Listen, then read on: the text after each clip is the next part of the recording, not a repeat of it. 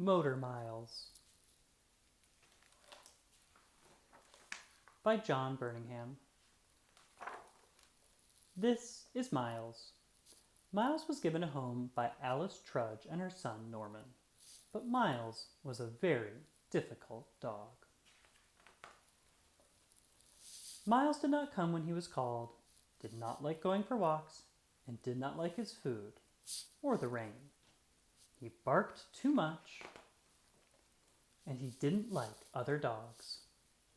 Alice Trudge and Norman were very fond of Miles, even though he was difficult.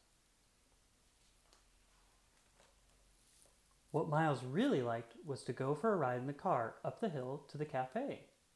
At the cafe, people said, "Oh, what a lovely dog." "I can't go on day after day taking the dog out in the car just to please him," said Alice Trudge. "What your dog needs is his own car," said Mr. Huddy, the man who lived next door. "How can I possibly get a car for the dog?" said Alice Trudge. "I will make a car for Miles," said Mr. Huddy. So, Mr. Huddy started to make the car for Miles, and every day after school, Miles and Norman would go to see the car being made. Finally, Mr. Huddy finished the car, and it was ready for Miles. "We will have to give you driving lessons," said Mr. Huddy to Miles. Miles practiced going right, going left, and going backward. Quick stop! After many lessons, Miles had learned to drive and was ready to go on the road. One morning, Alice Trudge could not take Norman to school and did not know what to do. "I could squeeze into Miles' car and he can take me to school," said Norman. When Norman arrived at school in a car driven by a dog, all the other children were amazed.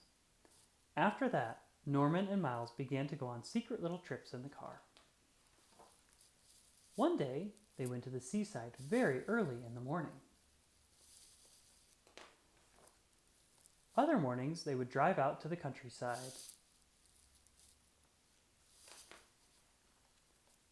They drove through leaves in autumn,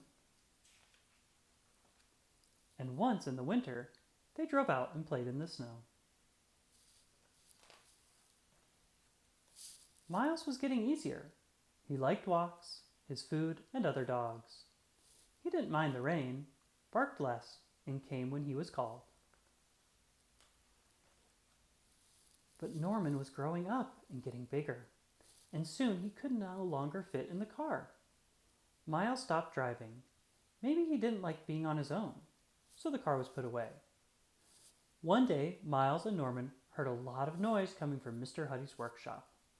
"Let's go and see what Mr. Huddy is up to now," said Norman. Mr. Huddy was starting to make an airplane. "I wonder who that is for." The end.